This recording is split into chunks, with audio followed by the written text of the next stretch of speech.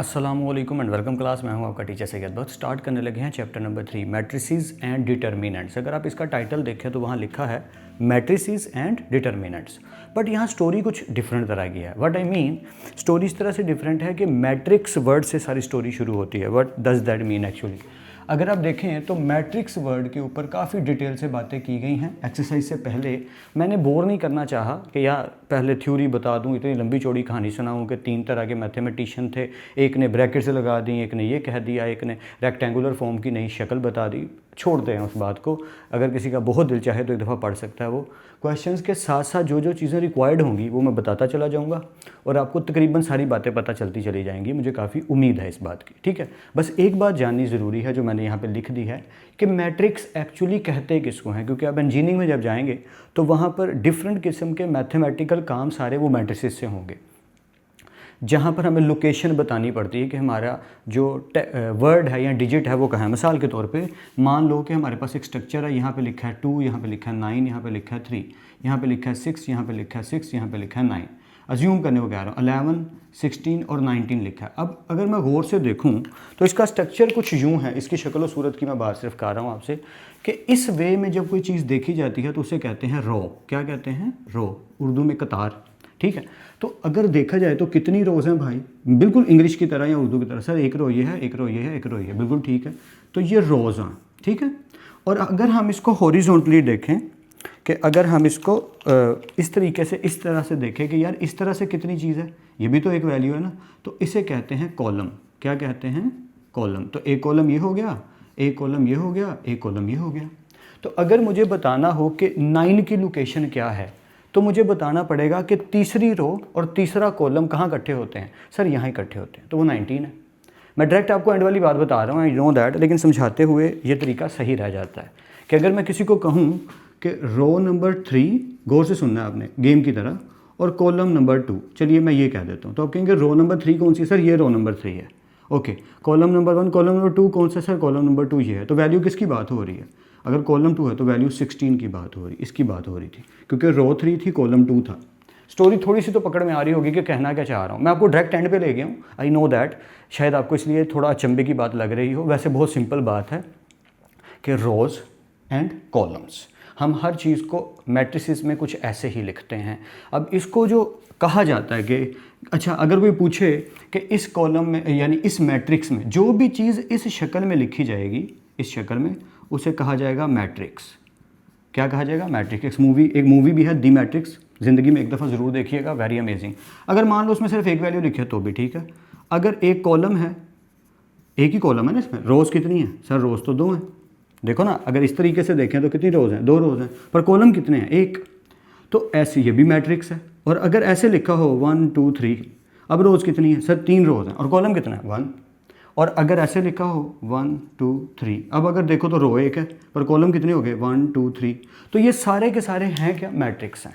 और इन सब की रो एंड कॉलम की डिस्ट्रीब्यूशन डिफरेंट है, तो इसको ही ऑर्डर कहते हैं। क्या कहते हैं? ऑर्डर ऑफ मैट्रिक्स कहते हैं, ऑर्डर ऑफ मैट्रिक्स। ये जितना मैं आपको बोर कर रहा हूँ ना, इंशाल्लाह आपके काम आएगा। ऑर्डर ऑफ मैट्रिक्स मतलब हमें बताना है कि रो कितनी है और कॉलम कितने हैं, एक्स लगा के। तो अगर मुझे कोई कहे कि इसकी रो और कॉलम, इसका ऑर्डर बताओ, तो आप कहेंगे 1 2 3, 3 रोज हैं, ओके। कॉलम कितने हैं? सर 1 है। ये इसको कहेंगे ऑर्डर ऑफ दिस मैट्रिक्स। इस मैट्रिक्स का ऑर्डर ये है, 3 रो, 3/1 हम मैथ्स में ऐसे भी बोल देते हैं। अगर इसका पूछा जाए तो 2 रोज हैं, कॉलम कितने हैं? 1, तो 2/1। इसका पूछा जाए एक ही रो है और एक ही कॉलम है। इसका पूछा जाए 1 2 3, कॉलम तो 3 है मगर रोज़ कितनी है? सर 1 ही है, 1/3। तो इस तरीके से आप जिसका मर्जी चाहो ऑर्डर बता सकते हो। आई एम क्वाइट श्योर कि आपको आइडिया हो गया मैं कहना क्या चाहता हूँ। तो क्वेश्चन नंबर 1 का जो फर्स्ट पार्ट है, जो ए, तो हम ये कहेंगे कि row of A and column of A. Sir ये क्या मतलब हुआ? क्वेश्चन तो पढ़ो। Write the number of rows, हमें बताना है कितनी नंबर ऑफ रोज़ हैं इसके अंदर, एंड नंबर ऑफ कॉलम्स, और कितने नंबर ऑफ कॉलम्स हैं, number of rows and number of columns in each matrix, हर एक मैट्रिक्स में। तो अभी सिर्फ एक ही बात हो रही है, तो हम देखेंगे रोज़ कितनी है। अब आप बताइए कितनी रोज़ हैं? सर एक रो ये है, एक रो ये। सर 2 रोज़ हैं, बिल्कुल ठीक है। अच्छा कॉलम्स कितने हैं? सर एक कॉलम ये, एक कॉलम ये, 2, बिल्कुल ठीक है। तो ये आंसर हो गया, ये ए पार्ट का आंसर है ये, बस इतना ही लिखना था। तो आई एम क्वाइट श्योर कि ये आपको ठीक से समझ आया। फिर भी कहीं भी डाउट हुआ है, वीडियो को पीछे करके आप देख सकते हैं, 2-3 दफ़ा सुनिएगा कि मैं कहना क्या चाह रहा हूँ, और इंशाल्लाह आपको ज़्यादा समझ आएगी। अगले पार्ट जितने भी हैं वो जल्दी से कवर अप करते हैं। Let's continue. Alright, so here we are now and I am quite sure कि वो पीछे वाली सारी कहानी आपको अच्छे से समझ आई है, क्योंकि मैट्रिसेस बहुत ईजी चीज़ है। मैं उस पर ज़्यादा आपको खपाना नहीं चाह रहा, आसान लफ्ज़ों में कहा जाए तो। और सिंपल सी बात है। ऑर्डर इसलिए मैंने जल्दी से समझा दिया था क्योंकि ये चीज़ें वैसे ही आपको समझ आ जाएंगी। अब वैसे ही वो हमें कह रहे हैं कि बताइए भैया जी कि रोज़ कितनी है बी की और कॉलम्स कितने हैं, या थोड़ा सा स्पीड अप हो गया हूँ लेकिन गड़बड़ थोड़ी करनी है उस एंगल से। उसके बाद हमने बताना है कि कॉलम्स कितने हैं बी के, ठीक है। तो सिंपल सी बात है, आपने याद कैसे रखना है, जैसे मैंने आपसे कहा था, बिल्कुल इंग्लिश उर्दू मैथ्स जैसे बचपन में लिखते थे वैसे, कि पहली लाइन ये है, दूसरी लाइन ये है, तीसरी लाइन ये है, ये लाइंस हैं ऐसे, ठीक है, बचपन की तरह। तो रोज़ कितनी हो गई, जितनी लाइंस हैं ना ऐसे इस शेप में, आपने इनको काउंट कर लेना, ये आपकी रोज़ है। तो रोज़ कितनी है इस सिचुएशन में 3। और कॉलम हमने किस एंगल से देखना है, कॉलम हमने देखना है इस वर्टिकल एंगल से, कि ऐसे हम देख रहे हैं कि हमारा कितनी वैल्यूज़ है। तो ऐसे अगर हम देखें यहाँ कितनी वैल्यूज़ है सर, 1 2 3, ठीक है। तो इसके जो कॉलम्स होंगे मैं अभी ही लिख देता हूँ आपके लिए ताकि आप समझ सकें। सर ये तो 3 है, और इसकी रोज़ कितनी है गाइस, इसकी रोज़ गिनो ज़रा, 1 2 3, इसकी रोज़ भी 3 है। वैसे ही इसका कॉलम कितना है सर, इसका तो एक ही कॉलम है, बिल्कुल ठीक, इसका एक कॉलम है। तो समझना इस तरीके से कि अगर हम ऐसे काउंट करें 1 2 3, तो ये हमारे कॉलम्स हैं, ठीक है। मैं थोड़ा सा काम ख़राब करता जा रहा हूँ, ये हमारे कॉलम्स हैं। और जो हमारे इस वे में लिखा है कि जी हमारे लाइन की शेप में जो लिखा है, ऐसे जो लिखा है, वो हमारी रो है। तो अकॉर्डिंग टू दिस सी का अगर हम देखें तो सी की रोज़ कितनी है आप बताइए, और कॉलम्स कितने हैं। एक सेकंड के लिए वीडियो को रोक के गैस करो ज़रा, हम आंसर तो लिखने ही लगे हैं। सर रो, अच्छा जी रो आपने ऐसे कहा था, ऐसे तो एक ही लाइन लिखी हुई है, बिल्कुल ठीक। और कॉलम कितने हैं, 1 2 3, सर कॉलम 3 है, बिल्कुल सही जज कर रहे हैं आप। तो ऐसे जो चीज़ हम जज कर रहे हैं इस वे में, वो हमारी रोज़ हैं, और ऐसे जो जज कर रहे हैं वो हमारे क्या हैं, कॉलम्स हैं। वैसे ही सिंपली अगर आप इसको देखो तो आप कहोगे ये तो बहुत ईजी हो गया, क्योंकि रोज़ हमारे सामने लिखी हैं और कॉलम भी हमें क्लियरली दिख रहे हैं। बिल्कुल ठीक कहा आपने, क्योंकि क्लियरली दिख रहा है। रो कितनी है भाई, सर एक लाइन ये जा रही है, एक लाइन ये जा रही है, ये 2। अच्छा ये जो मैं लाइन्स मार रहा हूँ ना रफली, ये आपने नहीं लगानी, ये सिर्फ समझने के लिए मैं लगा रहा हूँ। समझ रहे हैं बात को यार? तो आपने ये रफ काम नहीं करना। हाँ, रफ रजिस्टर पे प्रैक्टिस के लिए कर सकते हैं, अदरवाइज ना ही करें तो बेटर है। इजी है यार। रो कॉलम कितने हैं, 1 2 3, सर 3 कॉलम्स है, दैट्स इट। तो इतना छोटा सा ये काम है, इसमें ज़्यादा फिक्र की और मुशक्क़त की ज़रूरत ही नहीं है। बस सिंपली पहले क्वेश्चन के जितने पार्ट्स थे वो ऐसे हमने कवर अप कर लिए कि लिखा क्या, रोज़ कितनी है जी, कॉलम्स कितने हैं। अब अज्यूम कर लो वो कहते अच्छा इसका ऑर्डर बताओ, यानी आपने बताना है ऑर्डर ऑफ बी। तो आप कैसे लिखेंगे, अगर मुझे कोई कहे ऑर्डर ऑफ बी मैट्रिक्स का आंसर बताओ, तो आपने कहना है पहले रोज़ आएंगी क्रॉस और फिर कॉलम आएंगे। तो बताओ कितनी रोज़ हैं इसकी, सर 3। इसके कॉलम कितने हैं, 1। इसका ऑर्डर लिखना हो तो कैसे लिखोगे, अब मैं रफ सा बता रहा हूँ, सर इसकी 3 ही रोज़ हैं और 3 ही कॉलम्स हैं। इसका ऑर्डर कैसे लिखोगे, सर 2 रोज़ हैं और 3 कॉलम्स हैं। इसका ऑर्डर कैसे लिखोगे, सर 1 रो है और 3 कॉलम है। इस तरह जितने मर्जी मैट्रिक्स आपको मिल जाए, अगर आपको उनके रोज़ और कॉलम्स फाइंड करने आते हैं, जो कि बहुत ईजी हैं रोज़ एंड कॉलम्स, तो आप उनका ऑर्डर लिख सकते हो। बीच में मल्टीप्लाई का, वैसे इसको क्रॉस कहते हैं, लेकिन आप अपने वे में देखो कि मल्टीप्लाई का सिंबल डाला, पहले रोज़ लिखी और फिर columns. I am quite sure कि ये आपको सही से समझ आया। फिर भी कहीं डाउट हो, वीडियो रिपीट करके पीछे करके आप देख सकते हैं। Let's move forward, let's continue. So as I mentioned earlier, the story is entirely similar just like question number 1। Question number 2 में देखा उसने क्या कहा, वही जो हम पहले सीख चुके हैं। Right the order of each matrix. क्या फाइंड करना जी, ऑर्डर। अब हम जीनियस हैं, सीख चुके हैं कि ऑर्डर कैसे फाइंड करते हैं। बहुत सिंपल सा तरीका है कि मैंने जैसे आपसे कहा था, आपने लिखना है ऑर्डर ऑफ ए मैट्रिक्स है, ठीक है। अगर आप इसको थोड़ा खूबसूरती और देना चाहो तो ये वाली ब्रैकेट के बजाय आप ये वाली ब्रैकेट्स भी लगा सकते हो, और ये इतना मुशक्क़त तलब काम नहीं है, ये जस्ट MCQs या नॉलेज के लिए है। मे भी इनमें से कोई क्वेश्चन कभी आया ही ना, ये सब सीख रहे हैं हम। ये सीख क्यों रहे हैं जी, क्योंकि जब हमने टेबल्स सीख रहे थे तो पहले गिनती सीखी थी, प्लस माइनस मल्टीप्लाई डिवाइड सीखना था तो पहले गिनती सीखी थी, फैक्टराइजेशन सीखनी थी तो उससे पहले प्लस माइनस मल्टीप्लाई डिवाइड सीखे थे। तो मैथमेटिक्स सीडी की तरह है, तो बेसिक सीख रहे हैं ताकि आगे वाले क्वेश्चन आ सकें। Now let's move on. तो मैंने आपसे कहा था कि आपका तरीका क्या होना चाहिए, ये बात आपने अपने माइंड में नक्श कर लेनी है कि ऑर्डर लिखते हैं रोज़, क्रॉस का साइन और कॉलम्स।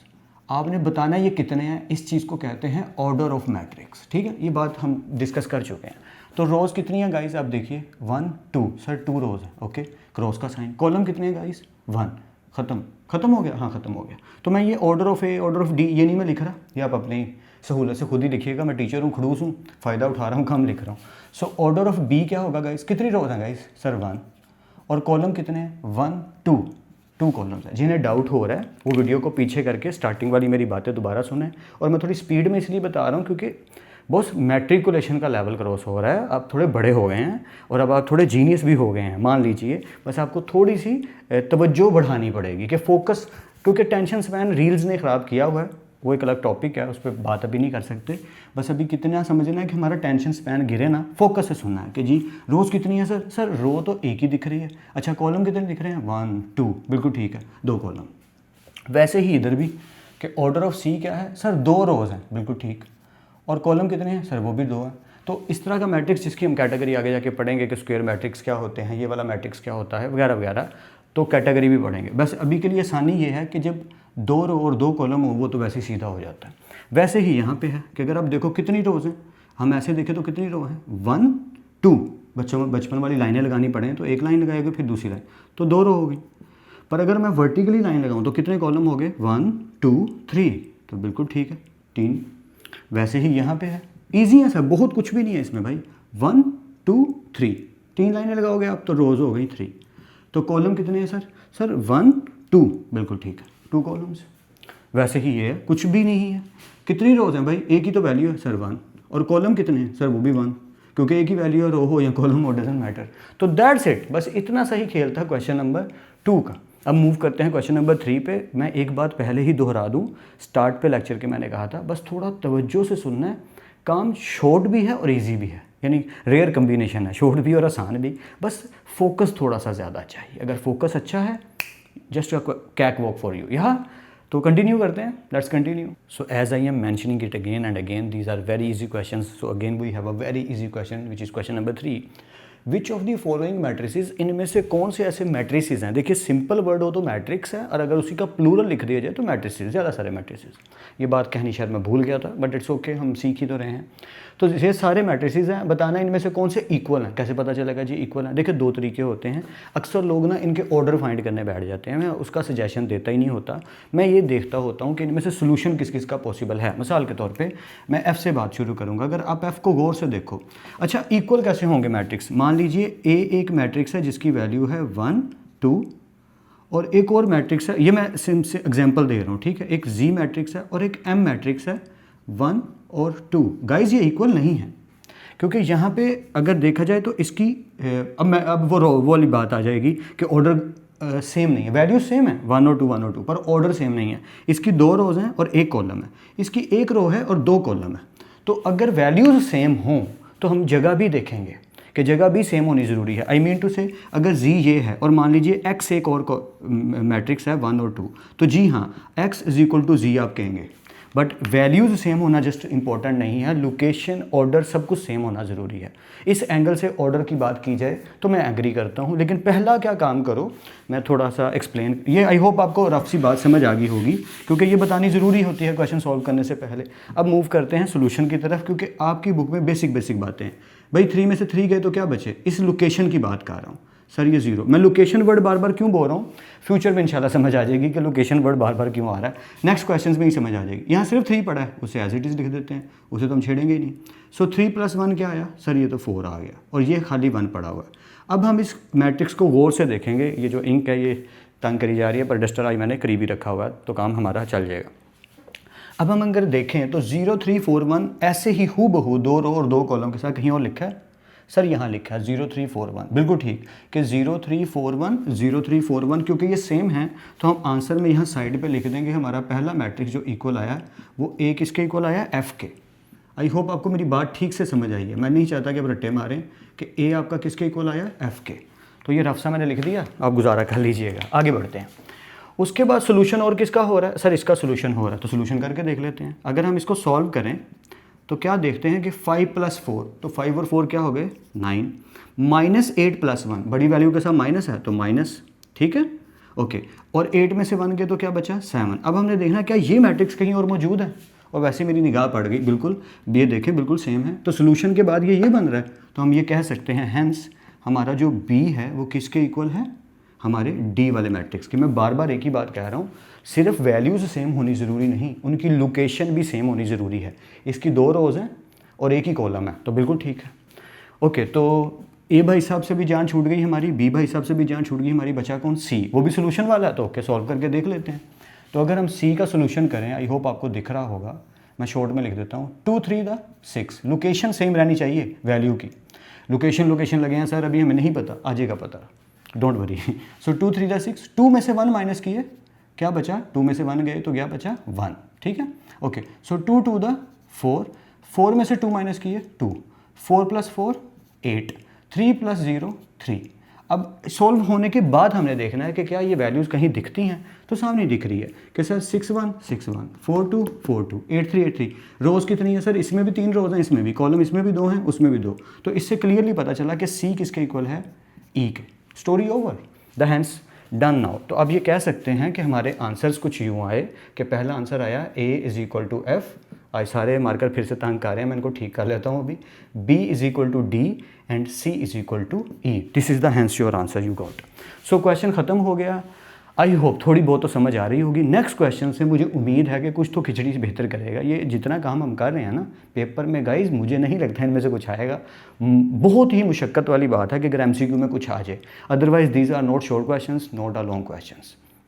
तो हम जल्दी से नेक्स्ट क्वेश्चन पे मूव करते हैं जो मैटर करता है। Let's continue. So again we have a very simple and easy question. अगर आप इसको शॉर्ट वे में भी देखें तो ये तो MCQ में भी सॉल्व हो सकता है। पहली बात ये कि उसने कहा इफ़ अगर ये मैट्रिक्स इक्वल है इस मैट्रिक्स के, यानी इसकी हर वैल्यू इस वैल्यू की हर वैल्यू के इक्वल है।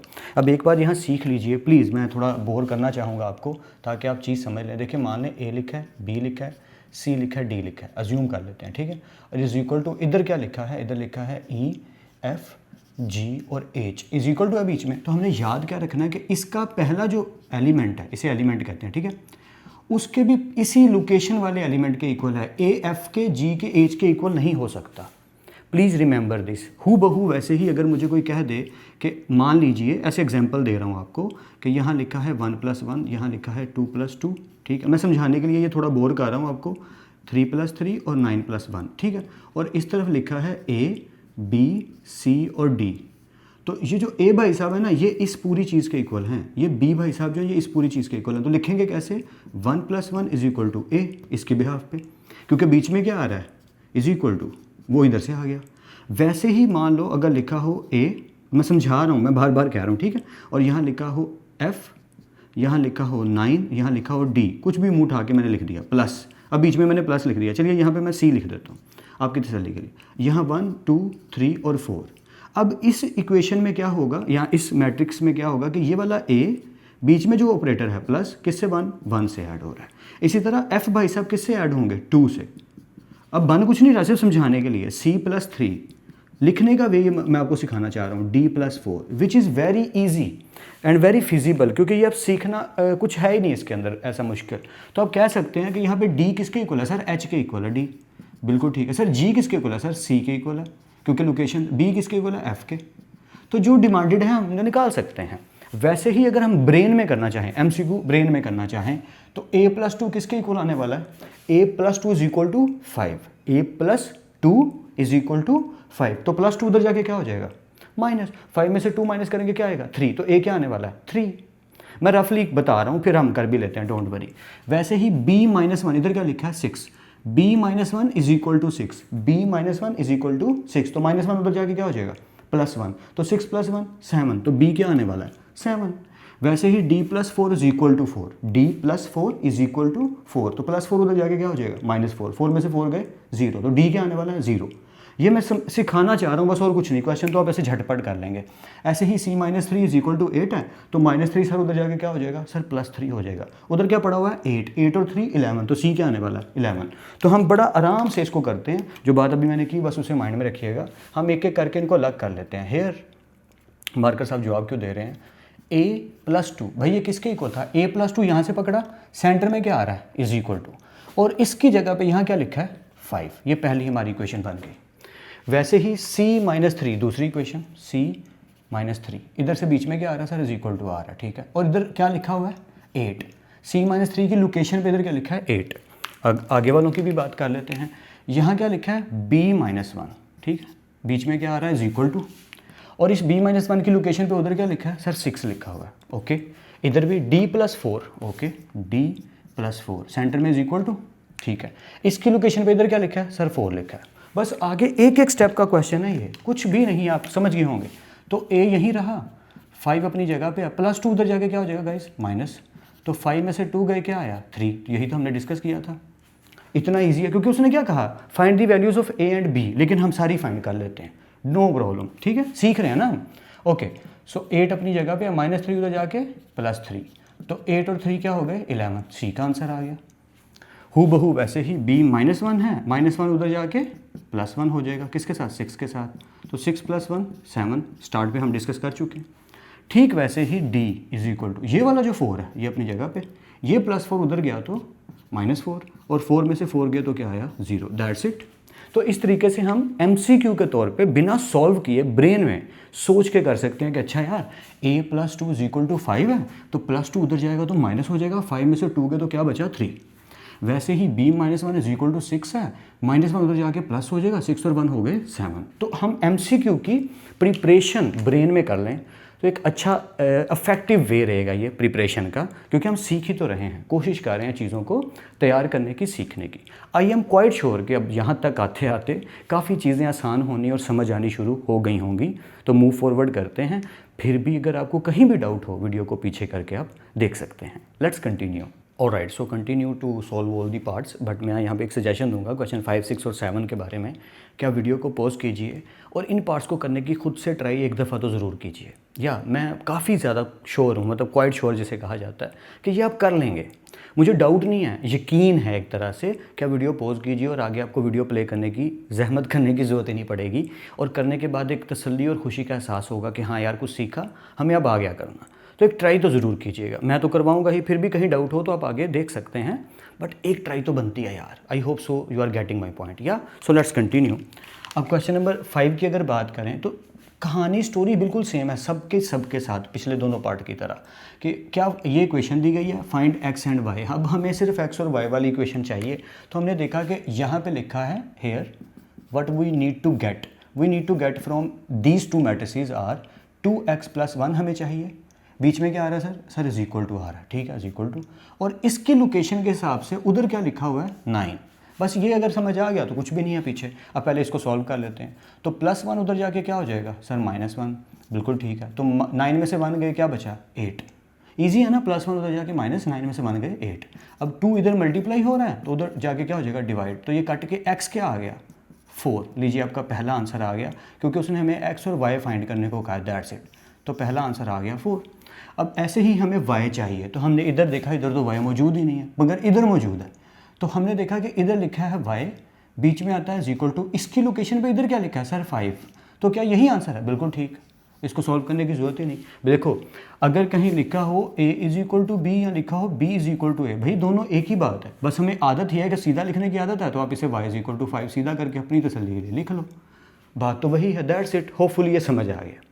ओके, किस पे मूव करें, 7 पे मूव करते हैं, 6 एंड पे करते हैं, क्योंकि उसमें चारों फाइंड करने हैं, मज़ा आएगा। पहले ये कर लेते हैं। क्या फाइंड करना है sir, P and Q find करने हैं। इससे एक चीज़ क्लियर होती है कि पहले हमें ये समझ लेना चाहिए कि हम यहाँ से P + Q = 6 निकालें, P - 2Q = 0 लगाने, क्या निकालें। तो पहले इसको सॉल्व करते हैं, फिर हम आगे बढ़ते हैं। Let's continue. तो ये सिंपल तरीके से होता दिख नहीं रहा, इसलिए मैंने इक्वेशन लिख ली P + Q। ये चीज़ किसके इक्वल है गाइस, 6 के, ठीक है। और इधर से P - 2Q, मैं इसको थोड़ा कलर चेंज में लिख दूँ ताकि आप तसल्ली से देख सकें मैं कहना क्या चाहता हूँ। P - 2Q is equal to, इससे भी किसके इक्वल है 0 के। सर आपने तो इनको ऊपर नीचे लिख दिया, जी हाँ बिल्कुल, क्योंकि इसमें वो सिचुएशन नहीं है, इसमें से एक में से एलिमेंट निकाल के दूसरे में पुट करना पड़ेगा। ये दिख रहा है क्लियरली, दिख रहा है, हाँ तोतले होके बोल रहे हैं हम, दिख रहा है क्लियरली। सो बात ये है कि अगर हम देखें तो ये हमारा प्लस है, तो अगर मैं इनको सब्ट्रैक्ट करूँ तो प्लस मेरा इधर लिख लीजिएगा ना, सब्ट्रैक्टिंग इक्वेशन 1 फ्रॉम इक्वेशन 2। तो ये आपको अंग्रेज़ी मारने की आदत मैंने कहा था पहले भी डालनी पड़ेगी, तो आप लिख लीजिएगा सब्ट्रैक्ट इक्वेशन 1 फ्रॉम इक्वेशन 2 या subtract equation 2 from equation 1, that doesn't matter. तो मैं रेड पेन से लिखता हूँ ताकि आपको तो तहम्मुल से ये बात सही से समझ आए कि प्लस हमारा माइनस हो गया, माइनस हमारा प्लस हो गया, और यहाँ पे प्लस है तो प्लस हमारा माइनस हो गया। आई होप ये तो समझ आ गया होगा। सब्ट्रैक्टिंग का मतलब तो माइनस करना, तो प्लस हो गया माइनस, माइनस माइनस क्या हो जाएगा प्लस, और प्लस हो जाएगा माइनस। आई होप समझ आ रहा है, क्योंकि मुझे अंदेशा हो रहा है कि समझ आ रहा है कि नहीं। अब एक दफ़ा प्लस पी है और एक दफ़ा माइनस पी, अब ये वाले सिंबल ख़त्म हो चुके, अब नीचे वाले सिंबल डिस्कस करेंगे, ठीक है। तो प्लस पी माइनस पी ये तो कट गए, तो बचा गया प्लस 2q प्लस q। तो 2q और 1q कितने हो गए? 3q। आई होप सो ये समझ आया। और 6 में से 0 गए तो क्या बचा सर? 6 बचा, ठीक है जी। और q इधर ही रहा, 3 मल्टीप्लाई हो रहा है तो उधर जाके 3 क्या हो जाएगा? 6 से डिवाइड। अब ये कट जाएगा तो q हमारे भाई साहब किसके इक्वल आ गए? 2 के। आई एम श्योर कि ये समझ आया। देखिए हमने यहाँ से इसको पकड़ा, और जिनको बोरिंग लग रहा है वो थोड़ा बर्दाश्त कर लें, बाकियों के लिए इजी है, बाकियों के लिए समझना ज़रूरी है। p माइनस 2q, ये माइनस 2q था, किसके इक्वल आया? 0 के। जिसके साथ कुछ नहीं होता उसके साथ प्लस। हमने कहा सब्ट्रैक्ट कर दो। सब्ट्रैक्ट में क्या होगा कि प्लस माइनस हो जाएगा, माइनस प्लस हो जाएगा, प्लस माइनस हो जाएगा। तो अब हुआ क्या? प्लस पी और माइनस पी, ये वाला माइनस, क्योंकि अब ये कंसीडर होंगे रेड वाले। Plus P minus P cut के ये आया 0। बेशक आप 0 लिख लीजिए अगर आपको समझने में दिक्कत आती है तो। q प्लस 2q 3q, 6 में से 0 गए 6 बचा। 3 इधर 0 की वर्थ नहीं है, उसे लिखने की जरूरत नहीं है। 3 मल्टीप्लाई है, उधर जाके हो गया डिवाइड। 6 को 3 पे डिवाइड किया, q क्या आ गया? 2। अब आप इसको जिसमें मर्जी पुट करो, चाहे इसमें पुट करो, इसमें, तो मैं 1 में पुट कर देता हूँ। q is equal to 2। तो इक्वेशन है p plus q is equal to 6। q क्या आया? 2। तो q की जगह पे मैं 2 पुट कर देता हूँ। कहाँ से? यहाँ से, क्योंकि q की वैल्यू मुझे पता है। तो अकॉर्डिंग टू दिस लॉजिक अब होगा क्या? बड़ी सिंपल सी बात होगी कि ये जो प्लस 2 है उधर जाके क्या हो जाएगा सर? माइनस हो जाएगा।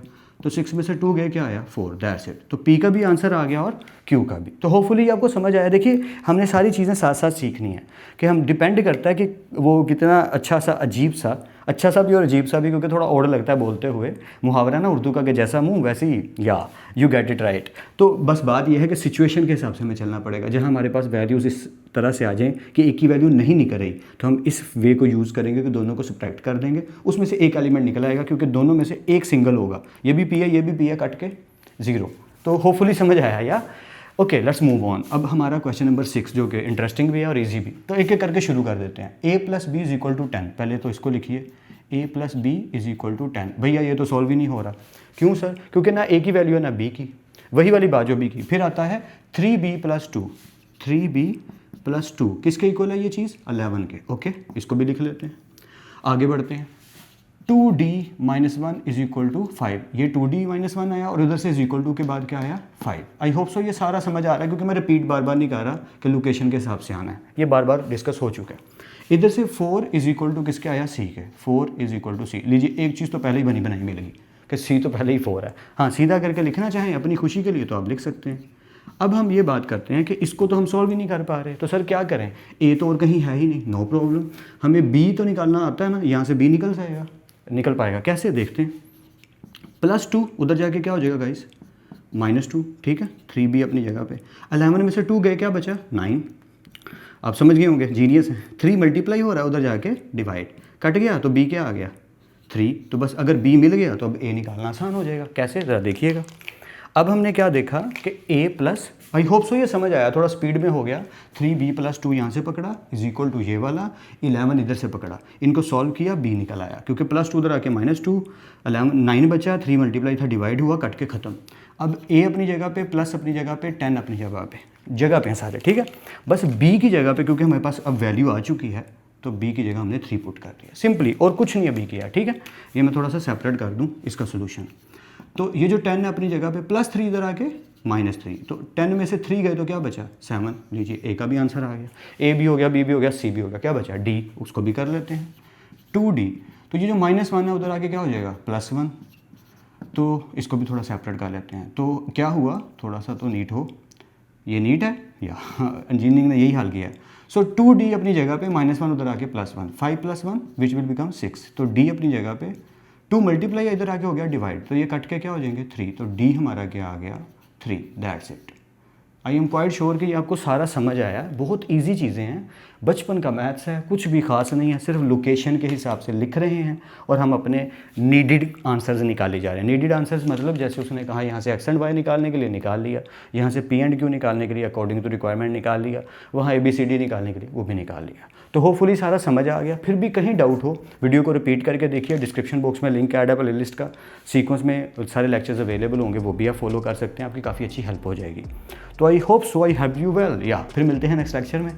तब तक अपना और अपने घर वालों का बहुत ख्याल रखिएगा। खुदा आप सबको बेहद खुश रखे, बहुत कामयाब करे। खूब मेहनत करते रहिए लेकिन स्मार्ट वर्क के साथ। अल्लाह हाफिज़ क्लास।